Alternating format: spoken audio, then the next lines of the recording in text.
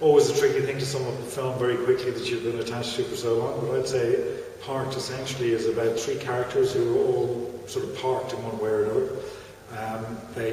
You have our central protagonist, Fred Daly, Colin, played by Colin Meaney, who is literally stuck in his car, unable to move forward or back in time, that is, literally trying to fix time all of the time.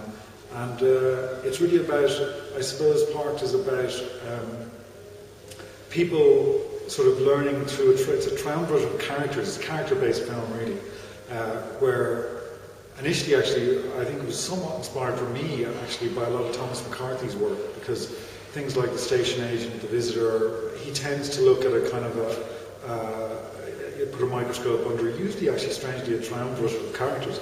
And so I think that was the genesis, somewhere there was the genesis of the idea of the film. And obviously the subject of homelessness was, I was curious to kind of develop a relationship with that subject beyond documentary film, that being my background. And so I thought documentary a lot of the time somehow or other gets embroiled in cliche and difficulty surrounding something as gritty as homelessness as a subject. So I thought it would be really interesting and potent to try and capture that dramatically, and that if you manage to make that kind of real and interesting and truthful as a story, that people might be absorbed by it in a really meaningful and interesting way. And I'd like to think that in some way the Parked is an unusual sort of atypical look at homelessness or that world, without it being, I suppose, a film about homelessness, because I was kind of didn't want to make an issue-based film, if you know what I mean, because I think that those films a lot of the time sort of fail and end up bashing people over the head with the issue. So hopefully it's just a really strong story that people get absorbed by. Came to Kieran Craig, the writer who wrote the film. It was his first screenplay, my first movie as well. But I suppose it was very, not that I consider myself an auteur of any kind, but I suppose with a documentary background to a degree, it would be important with me to, I know how long and hard it is to make films, the genesis of any idea would usually be mine. I suppose I brought that to Kieran, I brought the kernel of the idea to Kieran, we developed a treatment, and then we initially submitted the film to what was the Catalyst project with the film board quite a few years ago, and they passed actually on the film at the time, although it was kind of noticed somewhat within the mix of things. I ended up sort of approaching the film board about it directly myself. Emma Scott and the film board was very supportive, and then the film kind of started into official development with the board and then with Ripple World Pictures, and we got a script. We had a first draft actually at a point obviously out of the Catalyst project, and then beyond that was refined in an actual development process with the film board. And then there's a long sort of history surrounding obviously the financing of the film, as there is with any movie, but it took about 18 months to kind of finance the film, even though we would have had a first draft at that point. Well, the character of Fred was obviously the main concern. I mean, I was very keen to cast the film around Fred, as a character, and that was the most important one, obviously, to get right. And it was always a strong role. And it was sent out, there was various actors who were under consideration for that role, and who we would have been delighted obviously to get. So it was sent out, there were quite a few people, there was a couple of people attached to the movie for a while, and then it kind of, I don't know, it was a kind of strange thing that suddenly Colin Meaney was always on the list, and I remember watching him, I saw him in The Damned United one time, and I just thought to myself, this guy is a really good actor. I think he can turn in, a performance that for this film that's definitely going to be memorable. That he's known for doing character parts, probably now in bigger American movies. And so I thought, there's definitely could be something interesting here. So then Colin read the script. He was really taken with the script, had a very strong affinity with the role, one that we both shared. So there was a common vision, I suppose, for the character. That was somehow embraced or I should say manifested itself some way in his glasses, strangely actually, when we spent a long time talking about Fred's glasses, and got very into trying on lots of different pairs of glasses to kind of find the character. So in other words, Colin, maybe not so obvious choice to play Fred Daly, but was perfect for the part ultimately, And then the rest of the cast was, once Colin was in, obviously the role of Cahill was a very important one and central, and Colin Morgan. It was really actually Louise Kiley, who cast the film, or the casting agent of the film, who basically came up with Colin as an idea.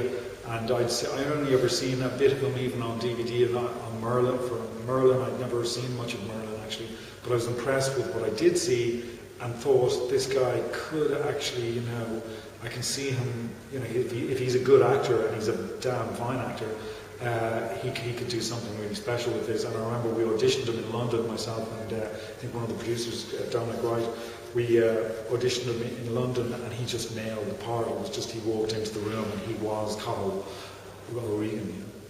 We did rehearse about a week, which was really only with them together for a few days, but having said that, so there was always a certain risk and chance associated with any kind of chemistry that was going to be there.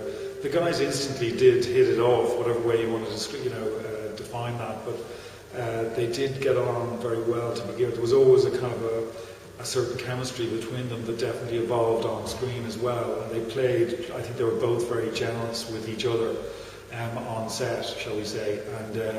And obviously Colin is an old hand and a very experienced actor. I'm sure Colin would say that he was very good to him. Having said that, Colin, he himself is such a technically experienced actor. Strangely, at this stage, he's done so much. Merlin, he'd have a totally different approach, obviously, to Colin though as well. And Colin is one of those actors who would just, it's a bit like the Laurence Olivier school of why don't you try acting, dear boy. Colin was very much just let's get on with it and be professional, and any of this kind of messing around looking for your motivation is probably not Colin's bag. And I think Colin is probably, I wouldn't say the opposite of that, but he'd be, he's not an extreme method actor or anything like that, but he's certainly quite meticulous in his research, and how he approaches the role is very different to Colin's. But they were very respectful of each other, and I suppose I was sort of mediating a lot of that, and just trying to, I suppose as a director, all you're trying to do is to guide an actor to find their voice, to find who, their part really. I really enjoyed working with both of them. They both made it very easy for me in my first film. Well, I mean, locations-wise, in terms of the location of the car park, yeah, that was always going to be a very important question. Early on, we'd done a lot of. We actually found that car park was always something that a car park I had in mind down the Pigeon House in Dublin Bay. That stretch of reclaimed land. There's something about that world and wasteland down there that was kind of perfectly out of step with the rest of the city. And there was something enticing about putting Fred in that world, because it's kind of like he was lost and out of step with the rest of the world to some degree, or the rest of his world. So that was interesting. Also, we photographed a lot of, as you say, like a lot of car parks all around the East Coast, and that car park, for whatever reason, has just very strong photographic lines as well. If you look at it as a piece as a shape, actually, even, and in terms of how flat it is as a surface, and what it offers you perspective-wise all around on a 360, and what you can do with various objects in that space, was more attractive than any other car park, basically. And then, in terms of the cars, kind of interesting in lots of respects. I was very keen for the car to mirror in some way Fred's character, for it to be just a kind of an ordinary, decent, eccentric car to some degree. When I say eccentric, I always describe Fred as this kind of ordinary eccentric, and I thought it would be good if the car, to some degree, was just a normal sort of Mazda 626. It's like, my dad actually used to drive one. I think that was part of the reason it was a suggestion. But other than that, it's a bit nondescript, it's a bit bland, it's a bit, you wouldn't look at it twice really. And I suppose that's what made it interesting.